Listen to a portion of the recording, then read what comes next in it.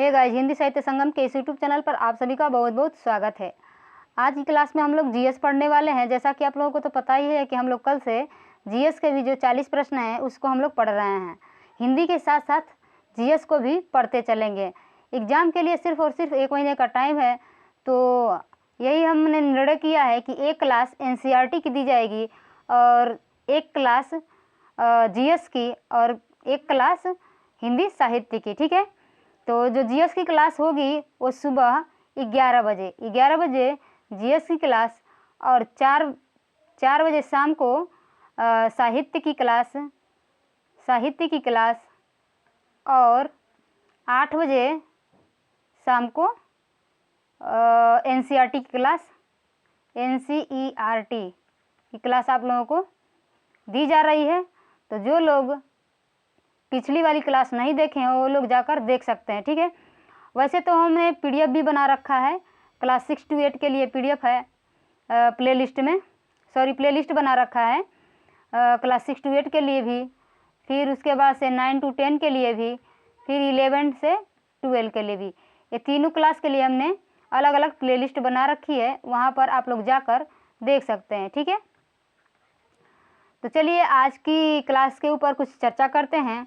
आज की क्लास के बारे में अगर बात करें तो पिछली क्लास में हम बताए थे आप लोगों को कि जो बीपीएससी द्वारा एग्ज़ाम लिया गया था, जो अभी हाल ही में ट्री 1.0 हुआ है, उसमें से जितने भी जीएस के क्वेश्चन पूछे गए थे सब प्रीवियस ईयर पीसीएस वाले क्वेश्चन पूछे गए थे। तो हमने जब एनालिसिस किया तो पता चला कि जब हम ये प्रैक्टिस सेट कर लेंगे तो हमारा कवर हो सकता है जीएस का क्वेश्चन। ठीक है, इधर उधर का पढ़ने के लिए भाई कोई भी बुक पढ़ेंगे तो ज्ञान तो हमें मिलेगा ही, लेकिन टाइम नहीं है उतना कि हम कई सारे बुक हम लोग अध्ययन करें। ठीक है, तो चलिए स्टार्ट करते हैं आज की क्लास। इससे पहले पहली क्लास में हम लोग 40 प्रश्न पढ़ चुके हैं।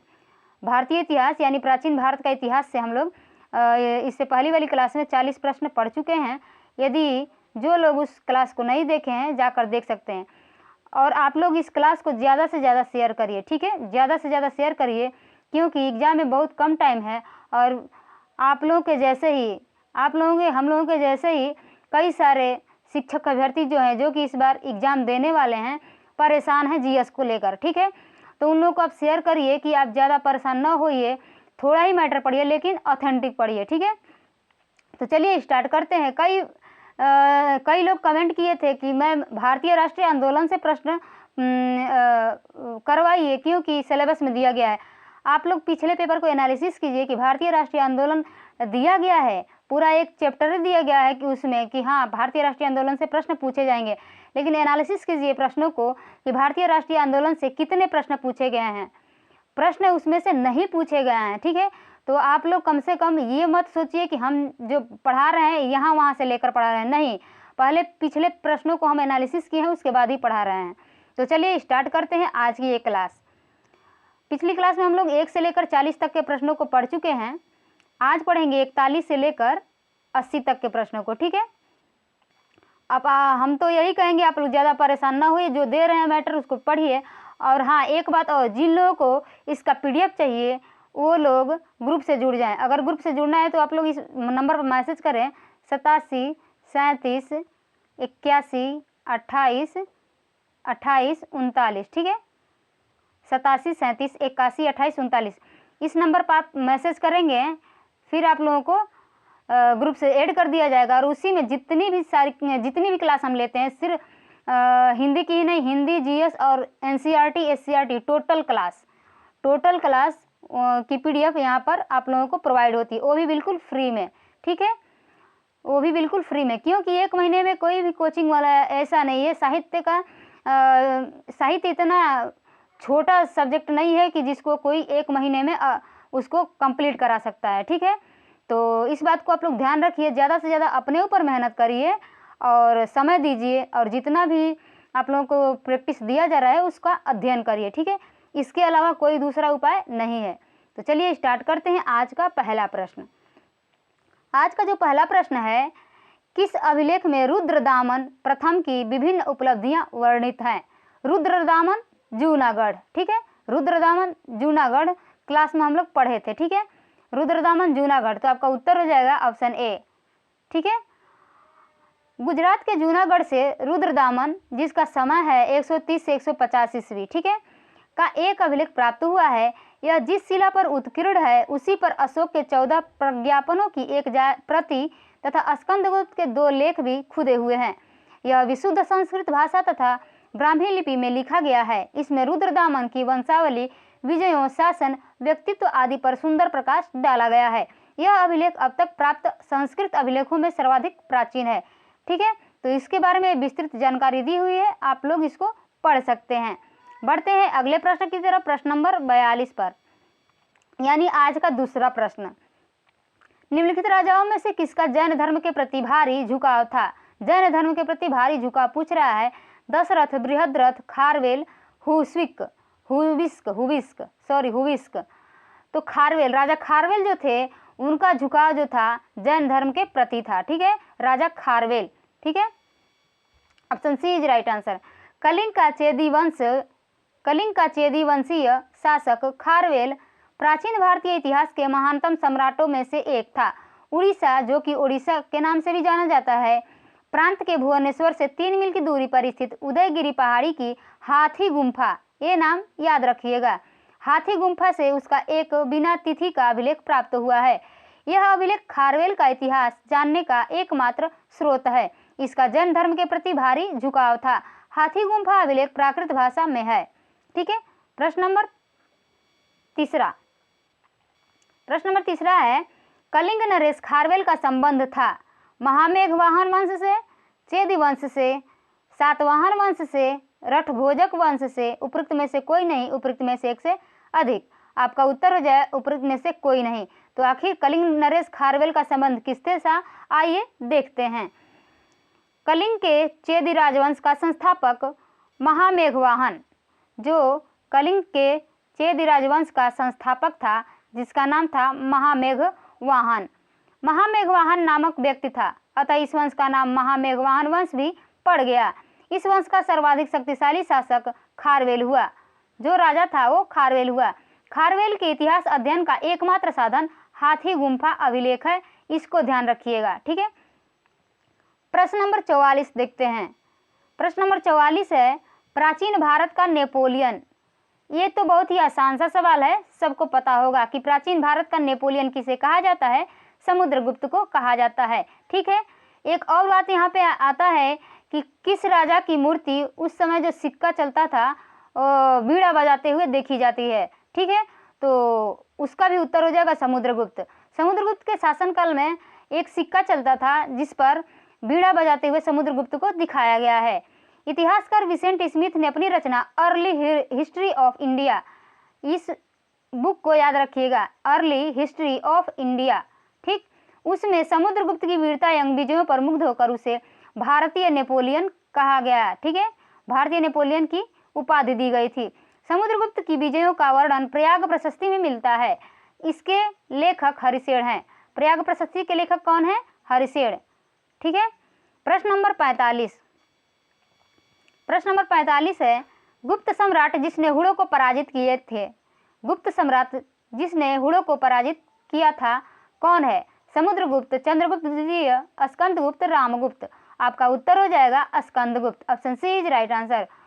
हुड़ों का पहला भारतीय आक्रमण गुप्त सम्राट स्कंदगुप्त के शासनकाल में 455 ईस्वी में हुआ तथा स्कंदगुप्त के हाथों वे बुरी तरह परास्त हुए। यूएस राय के अनुसार इस हुड़ आक्रमण का नेता खुशनवाज था। यह आक्रमण एक धावा मात्र रहा और देश के ऊपर इसका कोई तात्कालिक प्रभाव नहीं पड़ा, किंतु परोक्ष रूप से इसने गुप्त साम्राज्य के पतन की गति को तेज कर दिया। स्कंदगुप्त की मृत्यु के बाद 5वीं शताब्दी के अंत तथा 6ठी शताब्दी के प्रारंभ में उत्तर पश्चिम के कई क्षेत्रों पर हुड़ों ने कब्जा कर लिया था। ठीक है, स्कंदगुप्त की मृत्यु के बाद हुड़ों ने कब्जा कर लिया था उन क्षेत्रों पर। अगला प्रश्न देखते हैं, किस प्रकार की भूमि को अपृहत कहा जाता है? बिना जोती हुई जंगली भूमि, सिंचित भूमि, घने जंगल वाली भूमि, जोती हुई भूमि।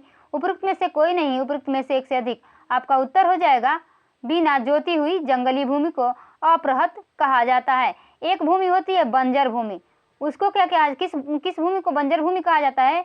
जिस पर फसल नहीं उगता है उसे बंजर भूमि कहते हैं। ठीक है, अगला प्रश्न देखते हैं, प्रश्न नंबर 47। बिना जोती हुई भूमि वह भूमि जिस पर खेती न की गई हो अपृहत भूमि कहा जाता था। यह गुप्तकालीन राजस्व व्यवस्था का एक पद या टर्म है। ठीक है, चीनी यात्री सुंगयुन, चीनी यात्री जो कि सुंगयुन था, सुंगयुन ने भारत की यात्रा की थी। कब की थी? 515 ईस्वी से 520 ईस्वी, 525 ईस्वी से 529 ईस्वी, 545 ईस्वी से 552 ईस्वी, 592 ईस्वी से 597 ईस्वी। उपरोक्त में से कोई नहीं, उपरोक्त में से एक से अधिक। तो आपका उत्तर हो जाएगा 515 ईस्वी से 520 ईस्वी। ठीक है, संजीवन कब यात्रा की थी किया था भारत का? 515 से 520 ईस्वी। ठीक है, चीनी यात्री सुंगयुन ने 518 ईस्वी में भारत आया। 518 ईस्वी में भारत आया। इसने अपने 3 वर्षों की यात्रा में बौद्ध धर्म की प्रतियां एकत्रित की थी। अगला प्रश्न देखते हैं, हर्षवर्धन के शासनकाल में किस चीनी यात्री ने भारत की यात्रा की थी? फाहियान, ह्वेनसांग, इत सिंह, तारानाथ। हर्षवर्धन के शासनकाल में जो चीनी यात्री आया था वो ह्वेनसांग था। आपका उत्तर हो जाएगा ऑप्शन बी। ठीक है, ऑप्शन बी। हर्षवर्धन के समय की सर्वप्रमुख घटना चीनी यात्री ह्वेनसांग के भारत आगमन की है। उसकी उत्कट अभिलाषा महात्मा बुद्ध के चरण चिन्हों द्वारा पवित्र किए स्थानों को देखने एवं पवित्र बौद्ध ग्रंथों का अध्ययन करने की थी, जो उन दिनों भारत में सुलभ थे। इस उद्देश्य की पूर्ति हेतु उसने तांग शासकों की राजधानी चंगन से भारतवर्ष के लिए 629 ईस्वी में प्रस्थान किया। अपनी भारत यात्रा के ऊपर उसने एक ग्रंथ लिखा जिसे सीयूकी कहा जाता है। इस पुस्तक को याद रखिएगा, सीयूकी पूछा जाता है किसका है? तो ह्वेनसांग का है। ठीक है, अगला प्रश्न देखते हैं, कल्हड़ की पुस्तक का नाम क्या है? राजतरंगिणी, ये भी इजी है। कल्हड़ की पुस्तक का नाम राजतरंगिणी है। ठीक है, कल्हड़ की पुस्तक का नाम राजतरंगिणी है। आपका उत्तर हो जाएगा ऑप्शन डी। 2 बार पूछा गया है, 53वां बीपीएससी में और 55वां बीपीएससी में। ठीक है, कल्हड़ ने राजतरंगिणी में कश्मीर का इतिहास लिखा। इस ग्रंथ की रचना कल्हड़ ने जय सिंह, जिसका समय काल है 1127 से 1159 के शासनकाल में पूर्ण किया। ठीक है, चंद्रगुप्त मौर्य के प्रधानमंत्री चाणक्य ने राजनीति शास्त्र के प्रसिद्ध ग्रंथ अर्थशास्त्र की रचना की। ये भी पूछा जाता है कि अर्थशास्त्र की रचना किसने की? तो चाणक्य ने। ठीक है, बहुत ही राजनीति में बहुत ही माहिर था चाणक्य, जिसका एक और नाम होता है विष्णुगुप्त और कौटिल्य। ठीक है, बढ़ते हैं अगले प्रश्न की तरफ। ओदंतपुर शिक्षा केंद्र, ओदंतपुर शिक्षा केंद्र निम्न में से किस राज्य में अवस्थित था? बंगाल, बिहार, गुजरात, तमिलनाडु। उपरोक्त में से कोई नहीं, उपरोक्त में से एक से अधिक। आपका उत्तर हो जाएगा बिहार। ओदंतपुर शिक्षा केंद्र कहाँ है? तो बिहार राज्य में स्थित है। ठीक है, ओदंतपुर, जिसे उदनापुर भी कहा जाता है, प्राचीन काल में एक प्रमुख शिक्षा केंद्र था। ओदंतपुर जो है प्राचीन काल में एक शिक्षा केंद्र था, जो कि उदनापुर के नाम से भी जाना जाता था। यह बिहार राज्य में अवस्थित था। इसकी स्थापना पाल वंश के प्रथम शासक जो कि गोपाल थे उन्होंने किया था। अगला प्रश्न देखते हैं, कर्नाटक वंश का संस्थापक कौन था? कर्नाट वंश का संस्थापक कौन था? नान्यदेव, नरसिंहदेव, विजयदेव, हरिदेव। उपरोक्त में से कोई नहीं, उपरोक्त में से एक से अधिक। आपका उत्तर हो जाएगा नान्यदेव। कर्नाट वंश का संस्थापक नान्यदेव, कर्नाट नान्य। ठीक है, कर्नाट वंश के संस्थापक नान्यदेव, जिनकी समय सीमा है 1097 से 98 ईस्वी, वे एक महान योद्धा थे। नान्यदेव ने कर्नाट की राजधानी सिमरावगढ़ को बनाया। कर्नाट की राजधानी क्या थी उस टाइम में? सिमरावगढ़। कर्नाट वंश का शासन 1097 से 1325 ईस्वी तक मिथिला का स्वर्णयुग कहलाता है। कर्नाट वंश का शासनकाल क्या कहलाता है? मिथिला का स्वर्णयुग। मिथिला यानी बिहार। ठीक है, प्रश्न नंबर 52 देखते हैं, कर्नाट वंश का अंतिम शासक कौन था? हरि सिंह, राम सिंह, मति सिंह, श्याम सिंह। उपरोक्त में से कोई नहीं, उपरोक्त में से एक से अधिक। तो आपका उत्तर हो जाएगा हरि सिंह। अंतिम शासक हरि सिंह। ठीक है, कर्नाट वंश के अंतिम शासक हरि सिंह देव थे। ये कला और साहित्य के महान संरक्षक थे। इन्होंने पंजी व्यवस्था की शुरुआत की थी, पंजी व्यवस्था की शुरुआत की थी। प्रश्न नंबर 53, किस काल में अछूत की अवधारणा स्पष्ट रूप से उद्धृत हुई थी? ऋग्वैदिक काल, उत्तर वैदिक काल, उत्तर गुप्त काल, धर्मशास्त्र के समय। जब धर्मशास्त्र आया उस समय अछूत की अवधारणा को स्पष्ट रूप से उद्धृत किया गया। ठीक है, तो आपका उत्तर हो जाएगा ऑप्शन डी। धर्मशास्त्रों के समय में 4 वर्णों जो कि ब्राह्मण, क्षत्रिय, वैश्य और शूद्र के अतिरिक्त समाज में अन्य जातियों तथा यथा अम्बष्ठ, उग्र, निषाद, मागध, वैदेहक, रथकार आदि का आविर्भाव अनुलोम एवं प्रतिलोम विवाहों के फलस्वरूप हो गया। पाणिनि ने 2 प्रकार के शूद्रों का उल्लेख किया है, निर्वसित एवं अनिर्वसित। ठीक है, किसने? पाणिनि ने। इनमें पहले प्रकार के शूद्र ही अस्पृश्य माने जाते हैं। ठीक है। प्रश्न नंबर 54, कनिष्क के शासनकाल में बौद्ध सभा किस नगर में आयोजित की गई थी? मगध, पाटलिपुत्र, कश्मीर, राजगृह। तो कनिष्क के शासनकाल में जब बौद्ध सभा आयोजित की गई थी तो कश्मीर में की गई थी। ठीक है, 4 बौद्ध संगीति हुई थी। ये प्रश्न बार बार पूछा जाता है, उसको याद रखिएगा। 4 बौद्ध संगीति हुई थी। ठीक है, बौद्ध धर्म की चौथी और अंतिम संगीति सभा कुषाण शासक कनिष्क के राज्यकाल में कश्मीर के कुंडल वन में हुई थी। कश्मीर के कुंडल वन में हुई थी। इसकी अध्यक्षता वसुमित्र ने की थी। अशोक घोष इसके उपाध्यक्ष थे। यहाँ बौद्ध ग्रंथों के कठिन अंशों पर सम्यक विचार किया गया और प्रत्येक पिटक पर भाष्य लिखे गए। कनिष्क ने इन्हें ताम्र पत्रों पर खुदवाकर एक स्तूप में रखवा दिया। त्रिपिटक में लिखे गए इन्हीं भाष्यों को विभाषा शास्त्र कहा जाता है। ये नाम याद रखिएगा, विभाषा शास्त्र। उल्लेखनीय है कि प्रथम बौद्ध संगीति बुद्ध की मृत्यु के तत्काल बाद राजगृह की सप्तपर्णी गुफा में हुई। फिर उसके बाद से इस समय मगध का शासक अजातशत्रु था।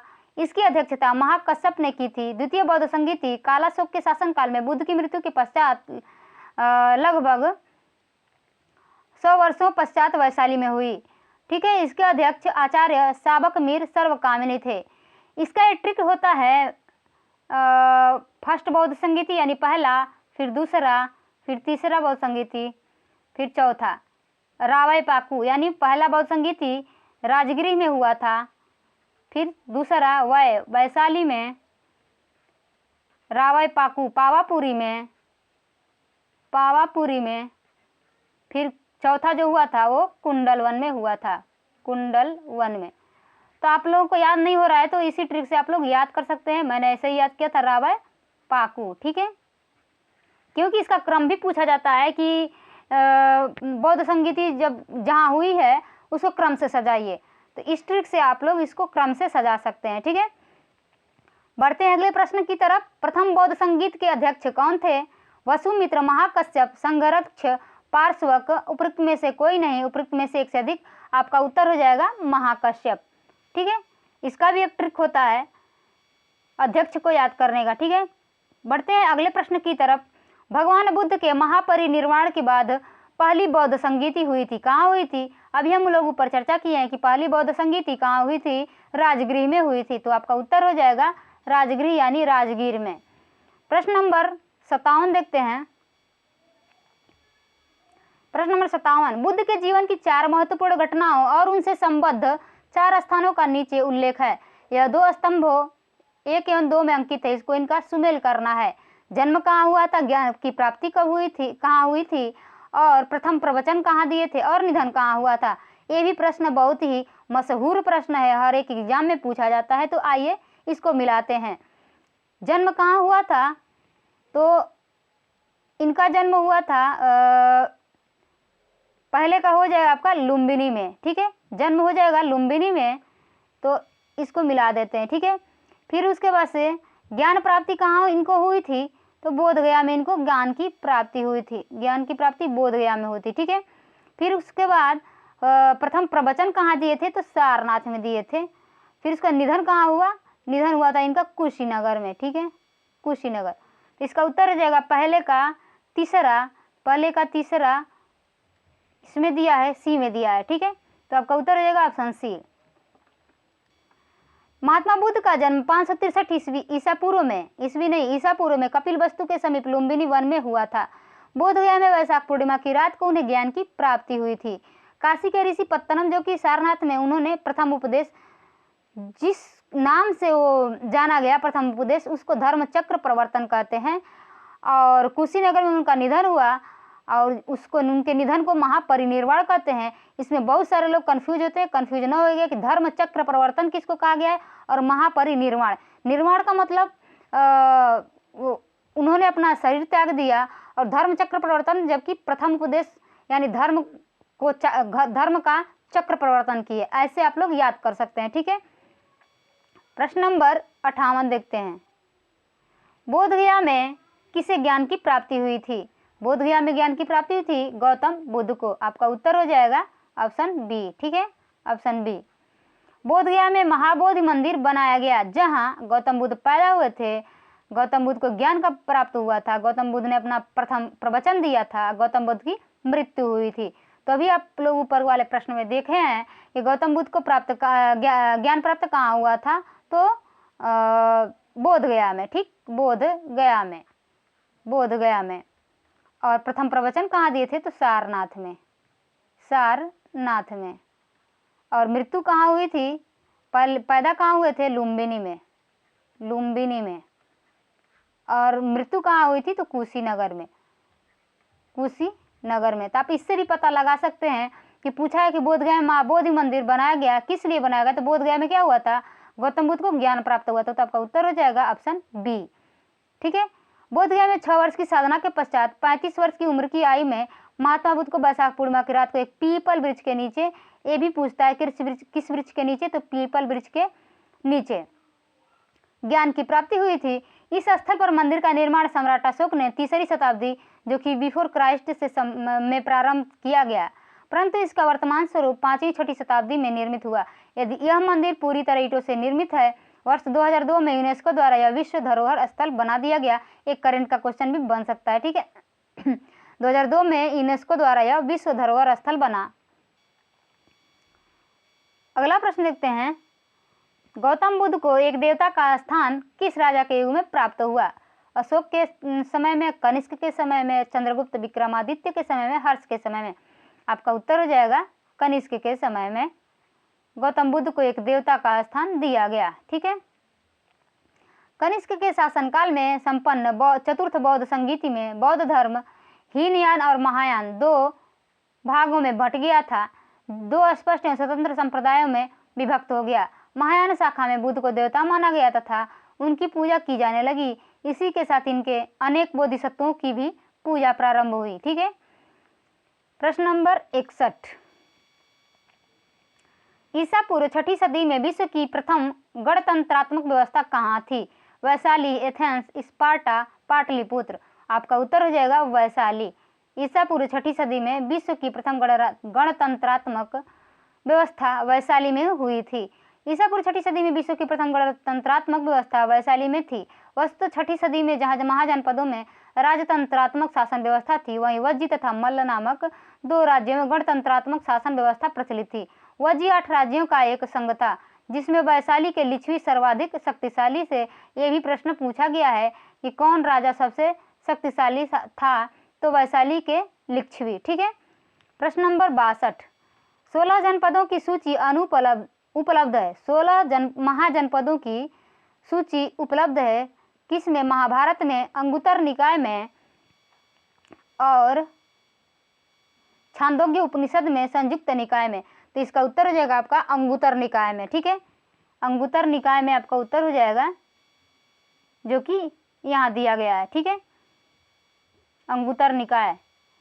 बौद्ध ग्रंथ अंगुत्तर निकाय में षोडश महाजनपदों की सूची उपलब्ध है। इसमें 16 महाजनपद कहा गया है। ये हैं अंगमगध, काशी, कौशल, वज्जिमल्ल, चेदिवत्स, कुरु, पांचाल, मत्स्य, सूरसेन, अस्मक, अवंती, गांधार एवं कंबोज। इन सभी महाजनपदों में एकमात्र महाजनपद अस्मक दक्षिण भारत में स्थित था। जन वसभ सुत्त में केवल 12 राज्यों के ही नाम मिलते हैं।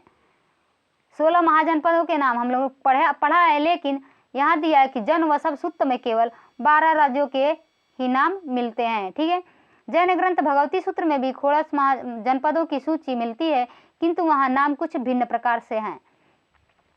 प्रश्न नंबर 63 देखते हैं। नालंदा विश्वविद्यालय की स्थापना का युग है? मौर्य, कुषाण, गुप्त, पाल। कहने का मतलब है कि नालंदा विश्वविद्यालय की स्थापना किस वंश में हुई थी? तो आपका उत्तर हो जाएगा गुप्त वंश में हुई थी। ठीक है, गुप्त वंश में हुई थी। नालंदा एक विख्यात बौद्ध पीठ एवं विश्वविद्यालय था। यह दक्षिणी बिहार में राजगीर के निकट स्थित था। इसके ध्वंसावशेष बड़ा गांव ग्राम में बहुत दूर तक आज भी बिखरे पड़े हैं। 5वीं शताब्दी के मध्य गुप्तों के समय में नालंदा विश्वविद्यालय अस्तित्व में आया। सर्वप्रथम कुमार गुप्त प्रथम ने नालंदा बौद्ध विहार को दान दिया और बाद में बुद्ध गुप्त, तथागत गुप्त तथा बालादित्य नामक गुप्त शासकों ने इस विहार को दान दिए। प्रश्न नंबर 64 देखते हैं। नालंदा विश्वविद्यालय किस लिए विश्व प्रसिद्ध था? चिकित्सा के लिए, तर्कशास्त्र के लिए, बौद्ध धर्म दर्शन के लिए, रसायन विज्ञान के लिए। तो बौद्ध धर्म दर्शन के लिए नालंदा विश्वविद्यालय प्रख्यात था, क्योंकि बौद्ध लोग वहीं पर अपना आवास बनाए थे और वहीं पे ज्ञान भी प्राप्त करा रहे थे। ठीक है, यह बौद्ध दर्शन के अध्ययन के लिए विश्व प्रसिद्ध था। उसी के अध्ययन के लिए चीनी यात्री ह्वेनसांग यहाँ आया था। ठीक है, प्रश्न नंबर 65। मध्यकालीन भारत में मनसबदारी व्यवस्था क्यों लागू की गई थी? राजस्व एकत्रित करने हेतु, सैनिकों की सुगमता से भर्ती हेतु, धार्मिक सद्भाव की स्थापना हेतु, स्वच्छ प्रशासन सुनिश्चित करने के लिए। उपयुक्त में से कोई नहीं, उपयुक्त में से एक से अधिक। तो आपका उत्तर हो जाएगा सैनिकों की सुगमता से भर्ती हेतु मध्यकालीन भारत में मनसबदारी व्यवस्था लागू की गई थी। मनसबदारी व्यवस्था एक विशिष्ट प्रशासनिक व्यवस्था थी जिसका प्रचलन मुगल शासक अकबर द्वारा किया गया था। मनसब द्वारा 3 बातें निर्धारित होती थीं: पदाधिकारी का वरीयता क्रम, वेतनमान तथा सैनिक उत्तरदायित्व। ये तीनों जो है बातें इसमें दी गई हैं। सैनिक उत्तरदायित्व में मनसबदार को अपने मनसब से के अनुसार सैनिकों को रखना पड़ता था। इस व्यवस्था से राज्य ने सैनिकों के प्रत्यक्ष भर्ती और रखरखाव के उत्तरदायित्व मनसबदारों पर डाल दिया था, जिसके बदले में मनसबदार को नकद या जागीर प्रदान की जाती थी। ठीक है, प्रश्न नंबर 66 है कि नीचे दिए गए हैं। नीचे 2 वक्तव्य दिए गए हैं जिनमें एक कथन ए और दूसरा कारण आर है। दोनों को ध्यानपूर्वक पढ़ें। कथन ए, 12वीं शताब्दी के अंत तक नालंदा महाविहार का पतन हो गया। कारण आर दिया है कि महाविहार को राजकीय प्रश्रय मिलना बंद हो गया था। उपयुक्त दोनों वक्तव्यों के संदर्भ में निम्नलिखित में कौन सही है? ए दिया है कि दोनों ए और आर सही है और आर ए की सही व्याख्या करता है। बी दिया है कि दोनों ए और आर सही है परंतु आर ए की सही व्याख्या नहीं करता है। सी दिया है कि ए सही है परंतु आर गलत है और डी है ए गलत है परंतु आर सही है। तो आपका उत्तर हो जाएगा ऑप्शन बी, दोनों ए और आर सही है परंतु आर ए की सही व्याख्या नहीं करता, क्योंकि 12वीं शताब्दी के अंत तक नालंदा महाविहार का पतन हो गया था, लेकिन उसका कारण नहीं है कि महाविहार को राजकीय प्रश्रय मिलना बंद हो गया था। ठीक है, इसके बारे में आइए जानते हैं कि नालंदा में एक विख्यात बौद्ध पीठ एवं विश्वविद्यालय था। यह दक्षिणी बिहार में राजगीर, वर्तमान में जो कि राजगृह के नाम से जाना जाता है, उसके निकट स्थित था। 5वीं सदी के मध्य गुप्तों के समय में नालंदा स्थित विश्वविद्यालय अस्तित्व में आया। ठीक है, गुप्तों के समय में नालंदा विश्वविद्यालय जो कि अस्तित्व में आया था। 12वीं सदी के अंत तक मुस्लिम आक्रमण के फलस्वरूप महाविहार का पतन हो गया था। ठीक है, महाविहार का पतन हो गया कब? 12वीं सदी के अंत तक। बंगाल के पाल शासकों द्वारा विक्रमशिला विश्वविद्यालय को संरक्षण देने के फलस्वरूप नालंदा का महत्व घटने लगा। प्रश्न नंबर 67 देखते हैं। प्रथम मगध साम्राज्य का उत्कर्ष किस शताब्दी में हुआ था? ईसा पूर्व 4वीं शताब्दी, ईसा पूर्व 6वीं शताब्दी, ईसा पूर्व 2री शताब्दी, ईसा पूर्व 1ली शताब्दी। आपका उत्तर हो जाएगा ईसा पूर्व 6वीं शताब्दी। ठीक है, आपका उत्तर हो जाएगा ईसा पूर्व 6वीं शताब्दी में प्रथम मगध साम्राज्य का उत्कर्ष हुआ था। प्रथम मगध साम्राज्य की महत्ता का वास्तविक संस्थापक राजा बिंबिसार था। ये ध्यान रखिएगा, बिंबिसार। ठीक है, जिसका समय है 544 से 592 ईसा पूर्व। ठीक है, प्रश्न नंबर 68 देखते हैं। प्रश्न नंबर 68, मगध की राजधानी कौन सी थी? पाटलिपुत्र, वैशाली, गिरिब्रज, चंपा। तो यहाँ आपका उत्तर क्या हो जाएगा? यहाँ तो दोनों उत्तर हो जाएगा, ए पाटलिपुत्र और राजगृह। ठीक है, पाटलिपुत्र और राजगृह। क्योंकि यहाँ दोनों दिया गया है तो यहाँ दोनों उत्तर हो जाएगा, पाटलिपुत्र और राजगृह। ठीक है, प्रश्न नंबर 69 देखते हैं। 68 हो गया, 69। प्राचीन महाजनपद मगध की प्रथम राजधानी कौन सी थी? पाटलिपुत्र, वैशाली, चंपा, अंग। तो इसमें से कोई नहीं होगा, इसका उत्तर क्या हो जाएगा? यहाँ दिया है प्रश्न, प्राचीन महाजनपद मगध की प्रथम राजधानी कौन सी थी? तो आपका उत्तर हो जाएगा प्रथम राजधानी थी वह पाटलिपुत्र और गिरिव्रज दोनों था। यहाँ उसके बारे में दिया गया है कि आरंभिक राजधानी गिरिव्रज थी। ठीक है, लेकिन गिरिव्रज यहाँ पर दिया नहीं गया है। ठीक है, तो यहाँ पर उत्तर आपका हो जाएगा कोई नहीं। प्रश्न नंबर 70 देखते हैं। नंदवंश के पश्चात मगध पर किस राजवंश ने शासन किया था? नंदवंश के पश्चात मगध पर किस राजवंश ने शासन किया था? मौर्य, शुंग, गुप्त, कुषाण वंश। तो आपका उत्तर हो जाएगा मौर्य वंश। नंदवंश के बाद मौर्य वंश का शासन चला। नंदवंश की स्थापना शिशुनाग वंश का अंत करके की गई थी। नंदवंश में कुल 9 राजा हुए थे, जिनका नाम दिया गया है उग्रसेन, जिसे पुराणों में महापद्म कहा गया। दूसरा नाम है पंडुक और तीसरा पंडुगति, चौथा भूतपाल, पांचवा है राष्ट्रपाल, छठवां गोविशाड़क, सातवां है दस सिद्धक, आठवां कैवर्त तथा नौवां धननंद। नंदवंश में जनता से बलपूर्वक धन वसूलने, छोटी छोटी वस्तुओं पर भारी कर लगाने के कारण जनता शासकों के विरुद्ध हो गई। चारों ओर घृणा एवं असंतोष का वातावरण व्याप्त हो गया। इसी का लाभ उठाकर चंद्रगुप्त मौर्य एवं चाणक्य ने धननंद की हत्या कर नंदवंश का अंत कर दिया। अतः स्पष्ट है कि विकल्प ए उत्तर सही है। तो यहाँ पर आपका हो जाएगा मौर्य वंश। ठीक है, प्रश्न नंबर 71 देखते हैं। जिसके ग्रंथ में चंद्रगुप्त मौर्य का विशिष्ट रूप से वर्णन हुआ है वह कौन है? किसने किया है? भास, शूद्रक, विशाखदत्त, अश्वघोष। आपका उत्तर हो जाएगा विशाखदत्त। ठीक है, विशाखदत्त ने चंद्रगुप्त मौर्य का विशिष्ट रूप से वर्णन किया है। विशाखदत्त कृत मुद्रा राक्षस, विशाखदत्त की रचना जो है मुद्रा राक्षस, उसमें चंद्रगुप्त मौर्य के विषय में विस्तृत सूचना प्राप्त होती है। इस ग्रंथ में चंद्रगुप्त को नंदराज का पुत्र माना गया है।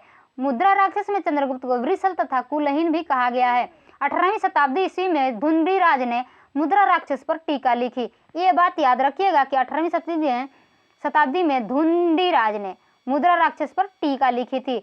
मुद्रा राक्षस के अतिरिक्त विशाखदत्त के नाम से 2 अन्य रचनाओं का भी उल्लेख प्राप्त होता है, देवी चंद्रगुप्तम तथा अविसारिका वंचितकम तथा या अविसारिका वंदित, जो कि अप्राप्य है। तो देवी चंद्रगुप्तम आप याद रखिएगा। ठीक है, मुद्रा राक्षस तो प्रसिद्ध रचना है, सबको याद होता है कि मुद्रा राक्षस विशाखदत्त। संस्कृत से लेकर हिंदी से लेकर हम लोग जीएस तक पढ़ते हैं मुद्रा राक्षस विशाखदत्त, लेकिन ये नाम भी आप लोग याद रखिएगा, देवी चंद्रगुप्तम। ठीक है, प्रश्न नंबर 72 देखते हैं।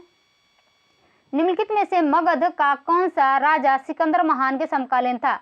महापद्मनंद, धननंद, सुकल्प, चंद्रगुप्त मौर्य। उत्तर हो जाएगा धननंद।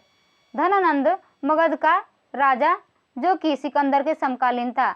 महापद्मनंद के उत्तराधिकारियों की संख्या पुराणों तथा बौद्ध ग्रंथों में 8 मिलती है। इस वंश का अंतिम शासक धननंद था जो सिकंदर का समकालीन था। उसे यूनानी लेखकों ने अग्रमी जो कहा है। जेनोफोन्स उसे बहुत धनाढ़ व्यक्ति बताता है। भद्रसाल उसका सेनापति था। प्रश्न नंबर 73। पाटलिपुत्र में स्थित चंद्रगुप्त का महल मुख्यतः बना था। किससे बना था? ईंटों से, पत्थर से, लकड़ियों से, मिट्टी से। उत्तर हो जाएगा लकड़ी से बना था चंद्रगुप्त का महल। बिहार में पटना के समीप बुलंदी बाग एवं कुम्हरार में की गई खुदाई से मौर्य काल के लकड़ी के विशाल भवनों के अवशेष प्रकाश में आए हैं। इन्हें प्रकाश में लाने का श्रेय स्पूनर महोदय जो है इसको प्रकाश में लाए थे। बुलंदी बाग से नगर के परकोटे के अवशेष तथा कुम्हरार के राजप्रासाद के अवशेष प्राप्त हुए हैं। प्रश्न नंबर 74। अष्टप्रधान का गठन किसने किया था? चंद्रगुप्त ने, अशोक ने, हर्षवर्धन ने और शिवाजी ने। उपरोक्त में से कोई नहीं, उपरोक्त में से एक से अधिक। उत्तर हो जाएगा आपका शिवाजी ने अष्टप्रधान का गठन किया था। अष्टप्रधान है क्या? आइए देखते हैं। शिवाजी ने राज्य के प्रशासन के लिए केंद्रीय स्तर पर अष्टप्रधान की व्यवस्था की थी, जिसके अंतर्गत 8 मंत्रियों को नियुक्त किया गया था। इसमें पेशवा, अमात्य, मंत्री, सचिव, सुमंत, सेनापति, पंडित राव एवं न्यायाधीश शामिल थे। ये शिवाजी के राज्य प्रशासन में आधुनिक काल के सचिवों की भांति कार्य करते थे। इनका कार्य राजा को परामर्श देना मात्र था। इसे किसी भी अर्थ में मंत्रिमंडल नहीं कहा जा सकता। प्रत्येक मंत्री राजा के प्रति उत्तरदायी थे। ठीक है।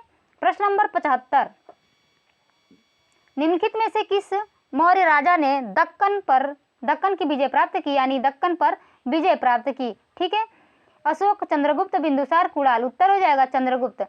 चंद्रगुप्त मौर्य थे, इन्होंने दक्कन पर विजय प्राप्त की थी। मौर्य साम्राज्य के संस्थापक चंद्रगुप्त मौर्य ने दक्षिण भारत की विजय प्राप्त की थी। इस संदर्भ में अशोक के अभिलेखों, जैन एवं तमिल साक्ष्यों से जानकारी प्राप्त होती है। दक्षिण भाग के अनेक स्थलों में अशोक के अभिलेख प्राप्त हुए हैं, किंतु अशोक ने एकमात्र कलिंग विजय ही की थी। अतः ऐसी स्थिति में दक्षिण में विजय का श्रेय हमें चंद्रगुप्त मौर्य को ही देना पड़ेगा, क्योंकि बिंदुसार की विजय अत्यंत संदिग्ध है एवं इतिहास में उसे एक विजेता के रूप में स्मरण नहीं किया जाता। जैन एवं तमिल साक्ष्य भी चंद्रगुप्त मौर्य की दक्षिण विजय की पुष्टि करते हैं। ठीक है। प्रश्न नंबर 76 देखते हैं। अभिलेख जिससे यह प्रमाणित होता है कि चंद्रगुप्त का प्रभाव पश्चिम भारत पर था, किससे प्राप्त होता है, किस अभिलेख से यह प्राप्त होता है, हम लोग को जानकारी मिलती है और यह प्रमाणित किया जाता है कि चंद्रगुप्त का प्रभाव पश्चिम भारत पर था। कलिंग शिलालेख से, अशोक का गिरनार शिलालेख से, रुद्रदामन का जूनागढ़ शिलालेख से, या अशोक का सोपारा शिलालेख। तो आपका उत्तर हो जाएगा जूनागढ़। ठीक है। रुद्रदामन का जो जूनागढ़ शिलालेख है उससे हमें ये पता चलता है और ये प्रमाण मिलता है कि चंद्रगुप्त का प्रभाव पश्चिमी भारत पर भी था। ठीक है। प्रश्न नंबर 77 है, उसके पहले जूनागढ़ के बारे में देखते हैं कि रुद्रदामन के जूनागढ़ अभिलेख से यह ज्ञात होता है कि चंद्रगुप्त मौर्य के सौराष्ट्र स्थित प्रांतीय शासक पुष्यगुप्त ने वहां सुदर्शन झील बनवाई थी और बाद में अशोक के यूनानी गवर्नर तुषास्प ने इस जलाशय के साथ बहुत सी नहरें बनवाई। इस प्रांत को अनर्त तथा सौराष्ट्र कहा गया है। इससे पश्चिम भारत पर चंद्रगुप्त के आधिपत्य का प्रमाण मिलता है।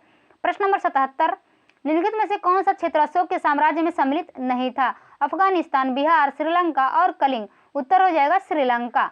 ठीक है। ऑप्शन सी, श्रीलंका अशोक साम्राज्य में सम्मिलित नहीं था। द्वितीय शिलालेख से स्पष्ट होता है कि भारत में अशोक का अधिकार चोल, पांड्य, सत्यपुत्र, केरलपुत्र तथा ताम्रपर्णी जो कि श्रीलंका को छोड़कर सर्वत्र था, क्योंकि इन राज्यों को अप्रत्यत या सीमावर्ती राज्य कहा गया है। प्रश्न नंबर 78, अशोक के शासनकाल में बौद्ध सभा किस नगर में आयोजित की गई थी? मगध, पाटलिपुत्र, समस्तीपुर, राजगिरी। उत्तर हो जाएगा पाटलिपुत्र। ठीक है। पाटलिपुत्र अशोक के शासनकाल में बौद्ध सभा हुई थी। प्रश्न नंबर 78 के बारे में कुछ दिया गया है, आइए देखते हैं।